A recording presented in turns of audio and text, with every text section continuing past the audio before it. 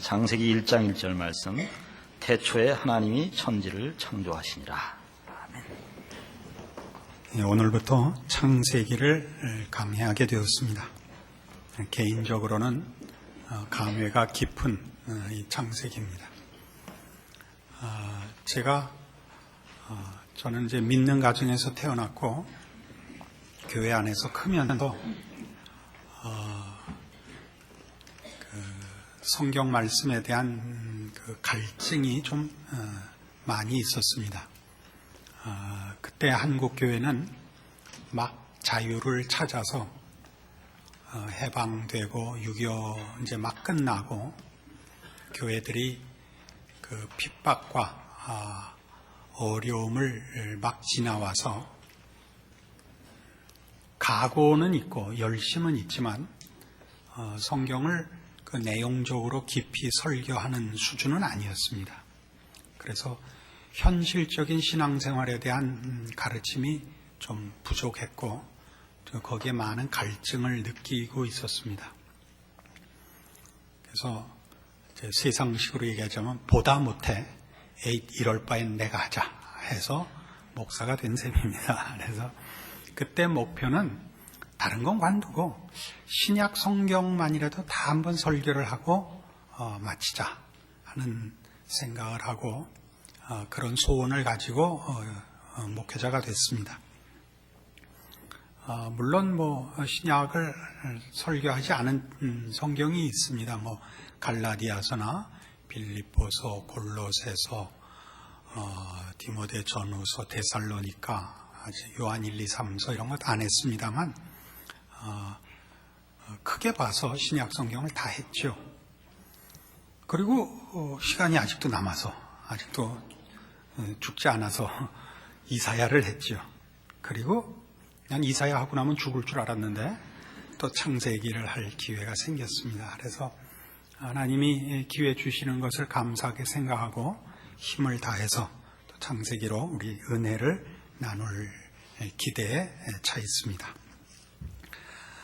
누구나 이 성경을 읽으면 믿는 사람이건 믿지 않는 사람이건 앞부터 무슨 책이든지 처음부터 읽는 법이고 창세기부터 주로 읽게 됩니다. 그래서 성경이 어려워서 어디부터 읽는 게 좋은가라고 묻기도 하고 그래서 대답 중에는 요한복음을 먼저 보는 것이 좋다라는 분들도 있고 로마서를 먼저 보는 것이 좋다라는 분들도 있습니다만 그냥 자연스럽게 상식으로 생각하면 모든 책은 당연히 앞에서부터 보는 겁니다. 여러분 영화를 중간부터 보거나 소설을 중간부터 보는 사람은 없지 않습니까? 처음부터 보는데 왜 이런 식의 질문이나 답이 나오느냐 하면 처음부터 읽어갖고 말하자면 은혜가 안 된다는 현실 때문에 그렇습니다. 우리가 기대하는 어떤 가슴 뭉클한 이야기나 눈이 확 떠지는 얘기가 창세기에 없고 아니 이게 소위 그래도 성경책이라는데 이렇게 내용이 이럴 수 있는가 싶은 것들로 사실은 구성되어 있습니다.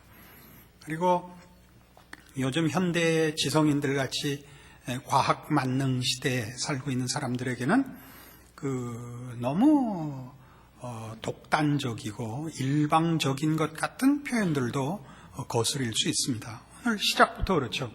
태초에 하나님이 천지를 창조하시니라 이렇게 시작하고 있어서 그 다음에도 우리가 궁금해하거나 관심 갖는 부분에 대한 설명은 거의 없고 창세기인데도 창조에 관해서 쭉 설명을 하는 것이 아니라 1장과 2장에 걸쳐서만 창조 얘기가 잠깐 나오고는 그 다음에는 사람들 죄 짓는 얘기가 계속돼서 노아 홍수로 끝나고 그리고는 훨씬 많은 부분이 12장부터 끝장 50장까지 아브람과 이삭과 야곱과 요셉의 얘기, 즉 족장들의 얘기로 가득 차 있습니다. 우리를 당황시키기도 하죠. 그러나 이런 우리가 당황하는 이유는 우리가 성경을 들어갈 때 성경의 저자들 그리고 그 저자 배후에 계시는 하나님의 의도를 전혀 무시하고 들어가서 이런 낭패를 보는 것입니다. 창세기에 기록된 이런 내용들은 그 저자가 모세입니다. 창세기, 출애굽기, 레위기, 민수기, 신명기까지 구약 성경 첫 부분에 있는 이 5권의 책을 모세오경이라고 하죠. 모세가 지은 5권의 성경이라 이런 뜻입니다. 모세가 이 성경 5권을 어느 시점에서 쓰느냐 하면 시내산에서 씁니다. 그 시점이라는 건 시간적인 시점 정도가 아니라 신학적인 시점입니다. 신학적인 시점이라는 것은 하나님께서 애굽의 종으로 살고 있는 이스라엘 백성들에게 그 선조들, 이스라엘의 선조들은 아브라함과 이삭과 야곱과 요셉입니다. 그 족장들에게 약속하신 구원자를 보내어 너희를 해방시킨다라는 약속을 이어오고 있었습니다. 드디어 모세가 나타났고 이스라엘 백성을 애굽에서 구출해내었습니다. 그리고 그 구출한 백성들을 시내 산으로 인도하여 하나님께 경배케 하고 하나님 앞에 율법을 받습니다. 그 시점에서부터 글을 쓰고 있는 것입니다. 이건 무엇을 의미하느냐 하면 이 책이 바로 하나님의 백성으로 부름을 받은 자들을 1차 대상으로 하고 있다는 것을 말합니다. 그러니까 이 글들은 전부 시내 산에 도착한 이스라엘의 그때의 현실과 경험과 그들의 이해 속에서 바라봐야 합니다. 이런 이해입니다. 하나님은 어떤 분이길래 저 애굽을 치고 우리를 꺼낼 수 있었을까? 그리고 이 하나님은 어떤 하나님이기 때문에 그런 것을 우리 족장들에게 약속하시고 이루어 주셨을까? 또 이 하나님은 어떤 분이길래 우리를 구원하셨을 뿐만 아니라 그 계명을 주시면서 요구하는 바와 같이 거룩을 요구하시는가? 우리 이스라엘이라는 민족은 뭐가 다르길래 저 애굽은 치고 우리는 구원하셨는가? 이런 시점에서 하나님이 누구신가? 세상은 어떻게 기원됐는가? 어디로 가고 있는가를 비로소 설명할 수 있게 되어 있는 것입니다.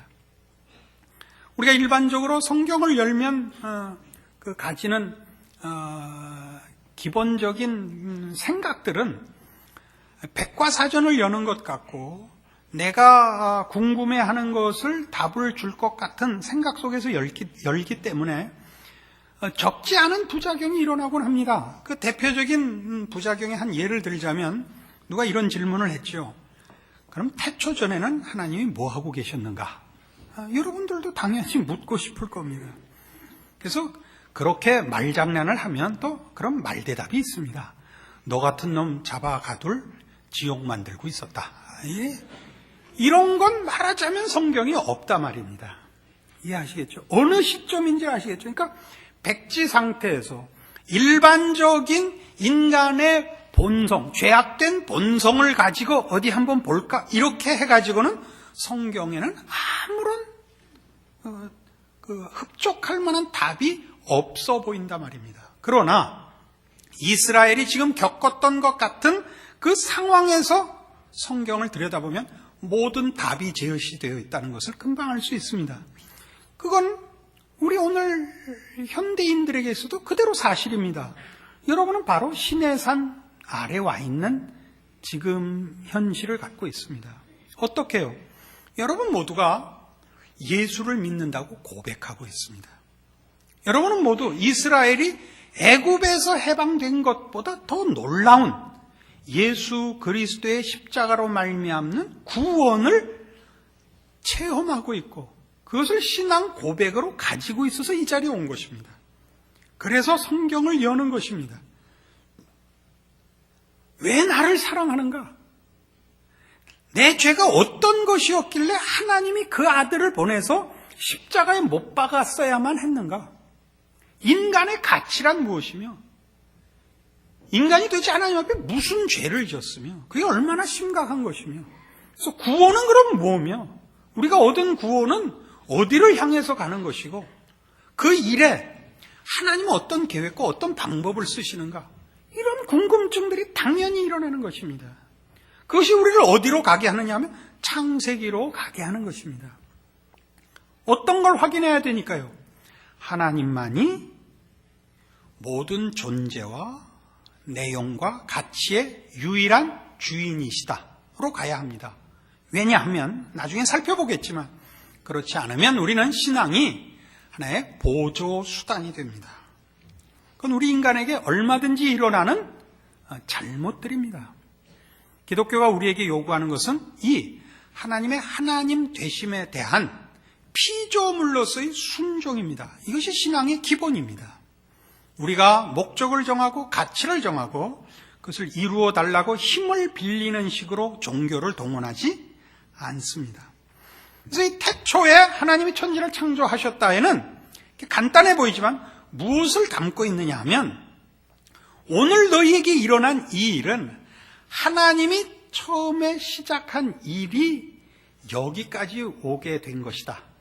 하나님이 처음에 뭘 하셨길래? 하나님은 천지를 만드셨고 인간을 만드셨고 인간에게 복을 주시고 하나님의 자녀의 형상으로 운명으로 지으셨으나 너희가 범죄하여 비참하게 멸망의 길을 걷고 있는 것을 하나님이 구원하사 이 자리에 이르게 했고 장차 너희를 하나님의 이 태초에 창조하신 일의 목적을 이루고야 말 것인 그 목적을 향하여 가야만 하며 갈 수밖에 없으며 그 일이 일어나고야 말 것이다. 그걸 여기에 함축하고 있는 것입니다. 우리는 이것으로 인하여 무엇을 얻어내느냐 하면 우리가 몸담고 살고 있어서 우리가 현실적으로 의존하고 더 중요하게 여기는 요인들, 물질, 무슨 환경, 어떤 조건들보다 최우선 그리고 유일한 근거로 하나님의 주권과 하나님의 계획과 하나님의 기뻐하심이라는 것을 우선해야 된다라는 것을 작정해야 되고 항복해야 된다는 것을 알게 됩니다. 히브리서 11장에 가보십시다.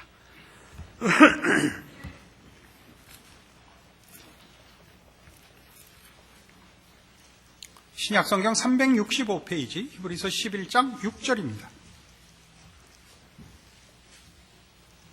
믿음이 없이는 기쁘시게 못하나니 하나님께 나아가는 자는 반드시 그가 계신 것과 또한 그가 자기를 찾는 자들에게 상 주시는 이심을 믿어야 할지니라. 자, 믿음이 뭐냐? 하나님의 주권을 인정하는 것이다 이겁니다. 하나님이 계신 것과 하나님이 상 주시는 이시다. 하나님이 상 주시는 이시라는 건 하나님이 심판자라는 것입니다. 하나님이 심판자라는 것은 하나님만이 옳고 그른 것, 맞고 틀린 것을 정하시고 판정하시고 또 맞는 것과 옳은 것을 만들어내시는 분임을 말합니다. 우리는 이 문제를 우리 신앙의 유일한 근거로 가져야 됩니다. 이것이 말하자면 우리가 경험한 오늘 경험한 구원의 감격과 하나님께서 예수 그리스도 안에서 나를 사랑하시고 베푸신 구원의 은혜에 대하여 감격한 것을 확장해야 되는 범위입니다. 조금 더 살펴보면 지금 이 얘기를 납득하도록 해보겠습니다. 욥기 3장에 가보십시다. 구약성경 764페이지입니다. 욥기 3장 20절입니다. 어찌하여 곤고한 자에게 빛을 주셨으며 마음이 번뇌한 자에게 생명을 주셨는고 이러한 자는 죽기를 바라도 오지 아니하니 그것을 구하기를 땅을 파고 숨긴 보배를 찾음보다 더하다가 무덤을 찾아 얻으면 심히 기뻐하고 즐거워하나니 하나님에게 둘러싸여 길이 아득한 사람에게 어찌하여 빛을 주셨는고 나는 먹기 전에 탄식이 나며 나의 앓는 소리는 물이 쏟아지는 것 같구나. 나의 두려워하는 그것이 내게 임하고 나의 무서워하는 그것이 내 몸에 미쳤구나. 평강도 없고 안온도 없고 안식도 없고 고난만 임하였구나. 여러분 잘 아시는 대로 욥기는 보기보다 많이 오해되고 있는 성경 중에 하나입니다. 제가 자라날 때는 욥기에 대한 설명을 욥을 인내의 화신, 믿음의 영웅 이렇게 소개를 받았습니다. 근데 욥기를 아무리 읽어봐도 본받을 게 없단 말이에요. 뭐 참는 데도 없고 무슨 극복하고 있는 장면도 없어 보입니다. 왜냐하면 여러분이 잘 아시다시피 지금 벌써 이렇게 죽는 게 낫다. 이게 3장이거든요. 그 앞에 2장밖에 없다고요. 1장은 뭐냐면 욥이 얼마나 경건한 사람이었고 하나님이 복을 주셔서 잘 살고 있었느냐가 1장이고 2장은 뭐냐면 근데 사단이 와갖고 시험을 건 겁니다. 그래서 하루아침에 재산 다 뺏기고 자녀들 다 죽고 자기도 이제 큰 병에 걸려갖고 기와장으로 몸을 긁어야 되는 신세가 됐습니다. 길바닥에 거지가 돼서 이제 누워 있는 겁니다. 그래서 3장에 1절 보면 그 후에 욥이 입을 열어 자기의 생일을 저주하니라 이렇게 된 겁니다. 생일을 저주한다는 건 하나님한테 시비 거는 거거든요. 우리 자식들 기르다가 자식들 너 어떻게 생겨먹어서 이따위로 인생을 살아 뭐 이러면 누가 나 달랬어 이럴 때 이 최고의 모욕을 느끼죠. 그렇잖아요. 이게 욥이요. 이 욥 지랄 떤 거 보면 그 어느 구석에도 신자라는 모습이 보이질 않습니다. 그냥 정나나하게 있는 대로 여러분 좋아하는 표현대로 하면 솔직히 지랄을 떱니다.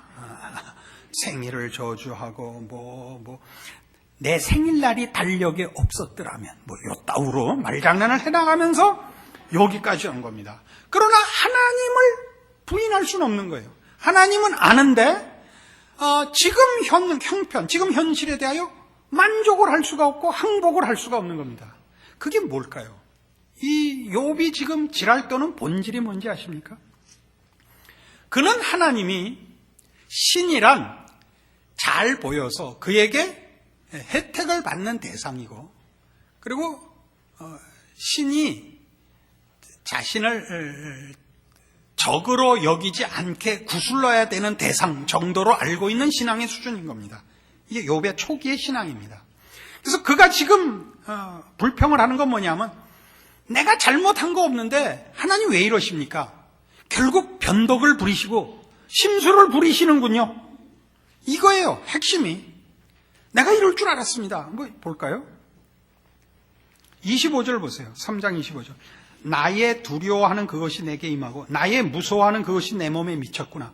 뭐가 두려움이고 뭐가 무서움이냐 하면 이런 환경과 형편이 어려워진 것보다 이런 일이 일어나는 동기, 이유가 자신에게는 없다는 거거든요.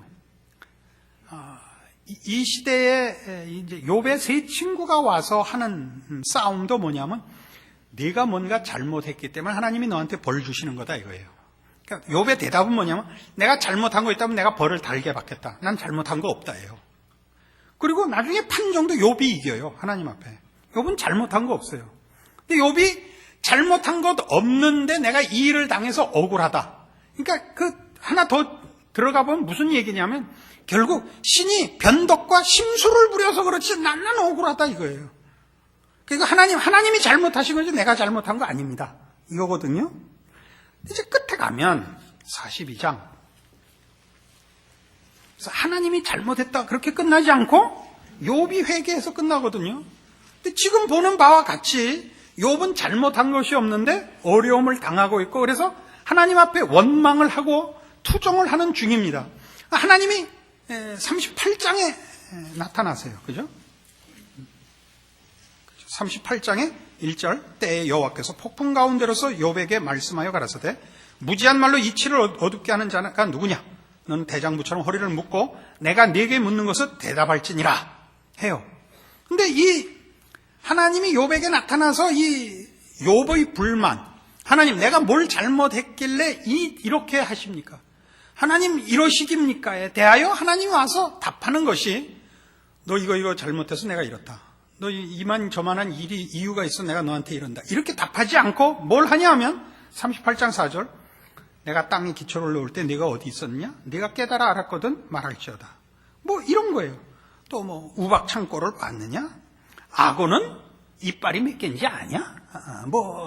그 이빨을 언제 가는지 아냐? 이런 거 내내 그런 얘기해요.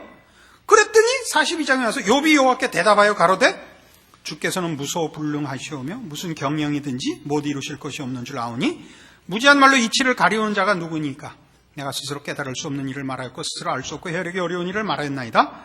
내가 말하겠사오니 주여 들으시고 내가 주께 묻겠사오니 주여 내게 알게 하옵소서. 내가 주께 대하여 귀로 듣기만 하였사옵더니 이제는 눈으로 주를 배움나이다. 그러므로 내가 스스로 하나고 티끌과 제 가운데서 회개하나이다. 그러니까 사실 욥기를 읽는 많은 사람들이 뭐해서 당황하냐면 욥의 회개가 납득이 안 가는 거예요.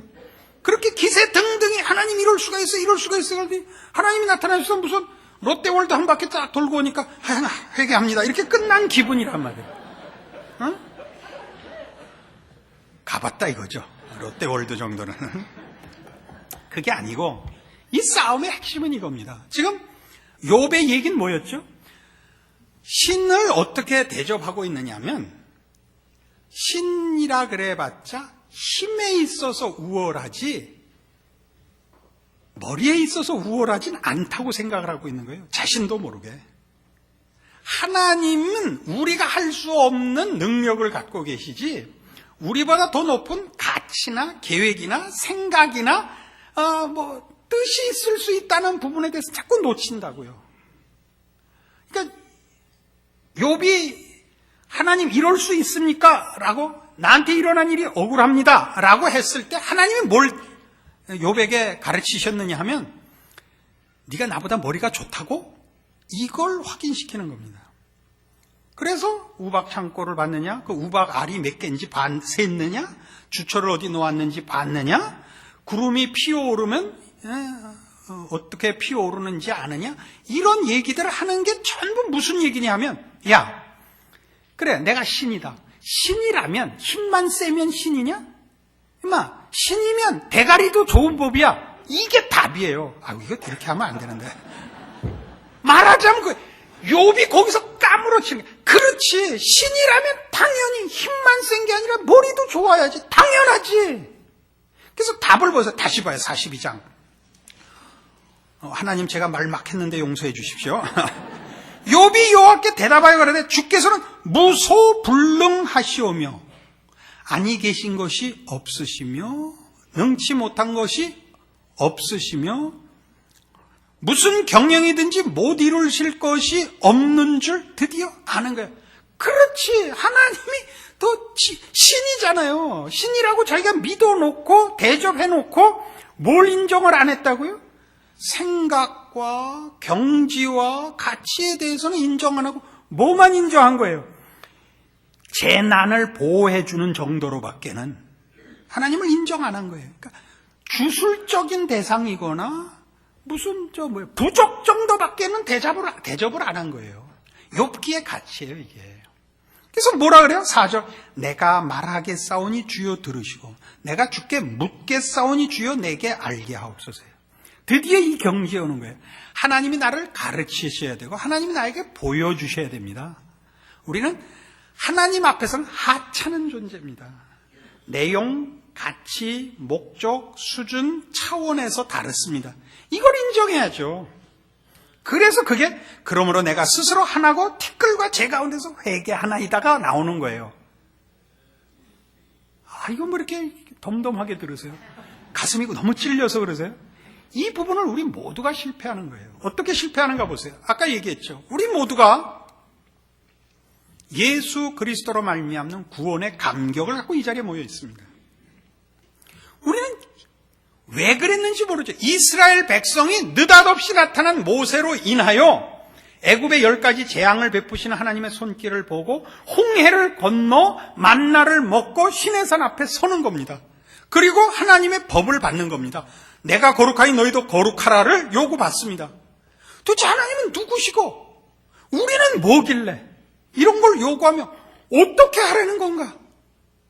이런 전체적인 인생관과 세계관과 역사관에 대한 기본적인 질문이 솟구쳐 나올 수밖에 없는 거예요.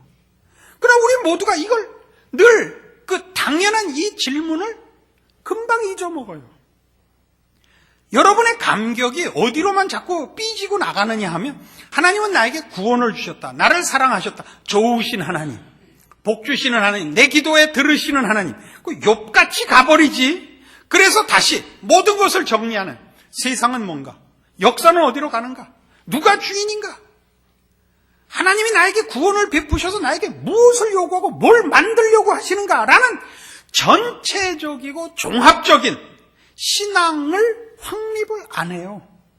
그럼 뭐만 해요? 욥이 실패한 것 같은 만사형통을 갖다 놓고 그 만사형통의 기준은 전부 자기 개인적인 욕심에 불과하면서도 그거 이루어 주시지 않은 거를 시비를 걸어서 완전히 외면을 할 수는 없죠. 죽은 다음에 그러니까 문제니까 천국은 가야겠고 그러니까 아닌 건 아니고 긴 것도 아닌 그런 신앙을 살면서 모든 책임을 하나님께 사실은 집어 던져놓고 있는 거예요.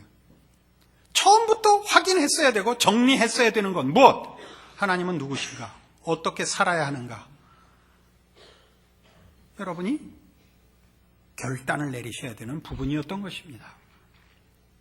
성경은 그 얘기를 하고 있는 겁니다. 태초에 하나님이 천지를 창조하시니라. 이 말씀 하나에 우리는 모두 어떻게 살아야 하는가? 당연한 답을 듣고 있으면서 그렇게 살지 못하는 자신을 부끄러워해야 되고 회개해야 되고 이제라도 다시 우리가 몸담고 사는 우리의 짧은 인생과 우리가 몸담고 사는 이 세계와 역사에 대하여 우리 하나님을 주인으로 모신 신자의 정당한 승리를 결심해야 하는 것입니다. 그렇지 않다면 우리의 신앙 고백들은 다 거짓입니다. 여러분은 욥기 42장 전으로 그 전에 그 아우성으로 밖에는 자신을 경험할 수가 없습니다. 우리의 모든 인생의 실패는 사실은 여기에 있습니다. 그렇게 여러 번 읽었고 당연히 알고 있고 늘 고백하는 신자된 당연한 상식에 속하는 이 선언에 여러분은 합의하지 않고 있는 것입니다. 이 신앙의 당연한 결정과 결심과 순종과 인내와 그리하여 마침내 도달해야 하는 천지를 지으신 하나님이 새 하늘과 새 땅을 우리에게 주시는 그 날, 하나님의 백성의 영광의 완성으로 인도함을 받는 그 시작과 과정을 체험한 자로서의 당연한 신앙적인 항복을 주 앞에 바치도록 성경이 요구하고 있고 여러분 스스로가 경험하고 있는 하나님의 은혜로우심과 자비하심과 주인 되심을 연결하셔야 됩니다.